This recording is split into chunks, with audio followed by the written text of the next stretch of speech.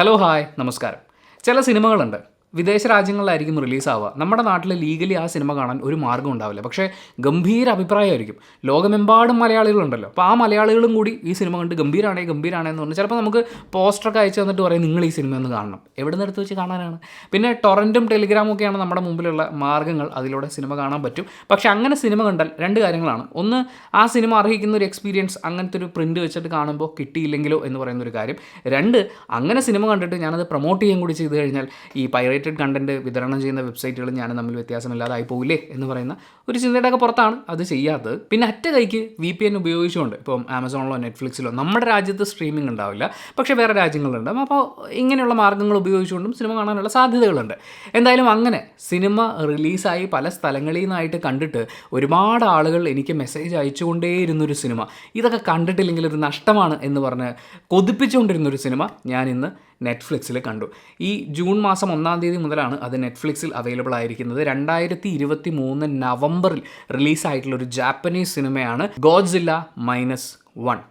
ഈ ഗോഡ്സില്ല അഥവാ ഗോജിറ എന്ന് പറയുന്നത് ലോകമെമ്പാടും ആരാധകരുള്ള ഒരു മോൺസ്റ്ററാണ്. ഒരു മോൺസ്റ്ററിന് ആരാധകരുണ്ടാവുക എന്ന് പറഞ്ഞു കഴിഞ്ഞാൽ ഒന്ന് ആലോചിക്കുക. ഹോളിവുഡിലെ ഗോഡ്സില്ല എന്ന് പറയുന്നത് രക്ഷകനായിട്ട് വരുന്ന ആളാണ്. പുള്ളി കുറച്ച് പ്രശ്നങ്ങളൊക്കെ ഉണ്ടാക്കാറുണ്ട്. പുള്ളിയുടെ വരവും പോക്കൊക്കെ കാരണം കുറേ പേര് മരിച്ചു പോവുകയും ചെയ്യും. പക്ഷേ പുള്ളീനെ ഒരു സംരക്ഷകനായിട്ട് കാണുന്ന ഒരു വലിയ വിഭാഗം ആളുകളുണ്ട്, ഫാൻസ് ഉണ്ട്. പക്ഷേ ജപ്പാൻകാരുടെ ഗോജിറ എന്ന് പറയുന്നത് അടിമുടി വില്ലനാണ്, ഗംഭീര വില്ലനാണ് എന്ന് തന്നെ പറയേണ്ടി വരും. ഗംഭീരം എന്നല്ല, ഭയങ്കരമായ വില്ലൻ എന്ന് പറയുന്ന ഒരു കിഡിലോസ്കി വില്ലനാണ്.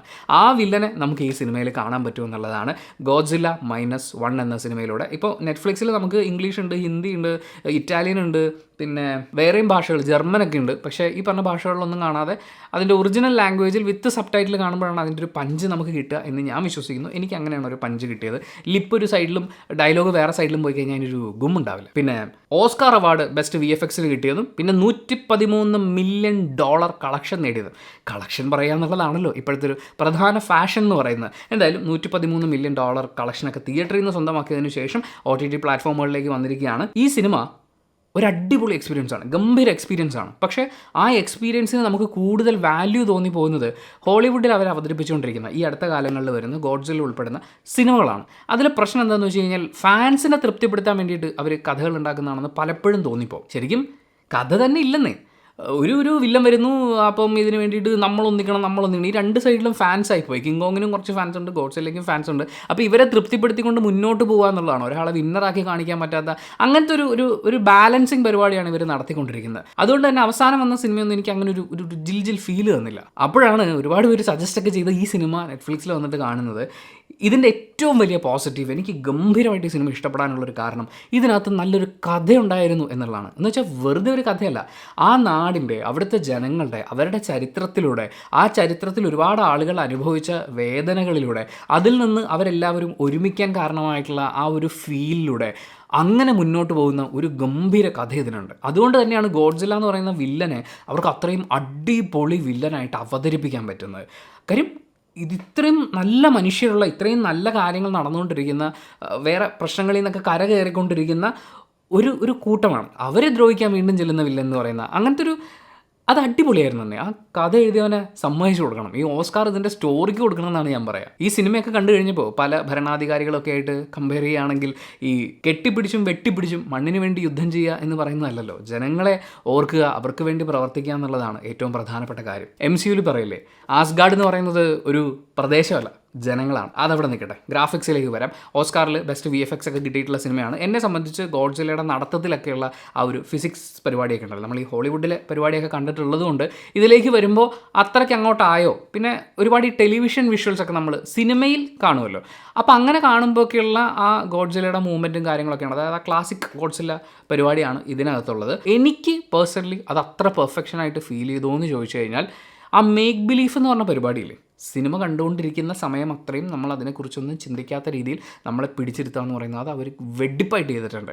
അതുകൊണ്ട് തന്നെ VFXനെ കുറിച്ച് അങ്ങനെ പ്രത്യേകിച്ച് എനിക്ക് കുറ്റമൊന്നും പറയാൻ പാടില്ല. എന്ന് വെച്ചാൽ ചിലപ്പോൾ സിനിമയുടെ ഒരു ടെക്നിക്കിൻ്റെ ഭാഗമായിട്ട് ചിലപ്പോൾ ചാക്ക് ഉപയോഗിച്ചുകൊണ്ട് അവരെന്തെങ്കിലും ചെയ്തിട്ടുണ്ടാവും. പക്ഷേ അത് ചാക്കല്ല, അത് ഇന്ന സാധനമാണ് എന്ന് വിശ്വസിച്ച് ആ ഫീൽ അനുഭവിക്കാൻ പ്രേക്ഷകന് പറ്റിയിട്ടുണ്ടെങ്കിൽ പിന്നെ അതിനെക്കുറിച്ചൊന്നും ചിന്തിക്കേണ്ട കാര്യമില്ലല്ലോ. ആൻഡ് ഇതിൻ്റെ സൗണ്ട് ഡിസൈൻ, മ്യൂസിക് ഡിപ്പാർട്ട്മെൻറ്റ് ഒക്കെ എനിക്ക് അടിപൊളിയായിട്ടാണ് ഫീൽ ചെയ്തത്. പ്രത്യേകിച്ച് ഈ ലാസ്റ്റ് ഭാഗത്തേക്കൊക്കെ വരുമ്പോൾ ഈ ഈ അണ്ടർലൈങ് ആയിട്ട് പോകുന്നൊരു സാധനമുണ്ട്, ഒരു മ്യൂസിക് ബിറ്റുണ്ട്. അതൊക്കെ എനിക്ക് ഭയങ്കര അടിപൊളിയായിട്ട് തോന്നി. അത് അവരെങ്ങനെയാണ് ചെയ്തിരിക്കുന്നതെന്നൊക്കെ ആലോചിച്ചിട്ട് അടിപൊളി വർക്കായിരുന്നു. അതിൻ്റെ കഥയാണെങ്കിലും വിഷ്വലി ആണെങ്കിലും സൗണ്ട് ആണെങ്കിലും ഒക്കെ കൊണ്ട് ഗംഭീരമായിട്ടുള്ള ഒരു അനുഭവമാണ്. പ്രത്യേകിച്ച് നിങ്ങൾ ഈ ഗോഡ്സില്ല ഫാൻ കൂട്ടത്തിൽപ്പെടുന്ന ഒരാളാണെന്നുണ്ടെങ്കിൽ ഒരിക്കലും മിസ് ചെയ്യരുത്. Godzilla Kong the new empire ആ സിനിമയൊക്കെ കണ്ടിട്ട് തൃപ്തരാവാതിരിക്കുന്ന ഒരാളാണെങ്കിൽ ഈ സിനിമയ്ക്ക് നിങ്ങൾ വീട്ടിലിരുന്ന് കൈയടിച്ചു പോകും. അത്രയും രസമുള്ളൊരു പടമാണ്. ഇതിൻ്റെ ഒരു തിയേറ്റർ എക്സ്പീരിയൻസ് കിട്ടിയിരുന്നെങ്കിൽ എന്ന് ശരിക്കും എനിക്ക് ആഗ്രഹമുണ്ട്. നമ്മുടെ നാട്ടിൽ ഏതെങ്കിലുമൊക്കെ ഒരു തിയേറ്റർ അതിൻ്റെ റൈറ്റ്സ് ഒക്കെ എങ്കിലും സംഘടിപ്പിച്ച് ഒരു തിയേറ്റർ ഷോ ഒക്കെ സംഘടിപ്പിക്കുകയാണെങ്കിൽ ഉറപ്പായിട്ട് ഞാൻ പോയി കാണും. ഇതൊരു അനുഭവമായിരിക്കും തിയേറ്ററിൽ. Anyway, thank you so much for watching this video. Video ഇഷ്ടപ്പെട്ടാൽ ലൈക്ക് ചെയ്യുക, കമൻറ്റ് ചെയ്യുക, ഷെയർ ചെയ്യുക, സബ്സ്ക്രൈബ് ചെയ്യുന്ന കാര്യം പരിഗണിക്കുക. നിങ്ങൾ ഈ സിനിമ കണ്ട ആളാണെങ്കിൽ ഞാൻ പറഞ്ഞ അഭിപ്രായങ്ങളോട് യോജിക്കുന്നുണ്ടെങ്കിലും വിയോജിക്കുന്നുണ്ടെങ്കിലും അത് കമൻറ്റ് ബോക്സിൽ രേഖപ്പെടുത്താം. ആൻഡ് സിനിമ കാണാനുള്ള ലിങ്ക് ഡിസ്ക്രിപ്ഷനിൽ കൊടുക്കുന്നുണ്ട്. അപ്പോൾ ശരി, ബൈ.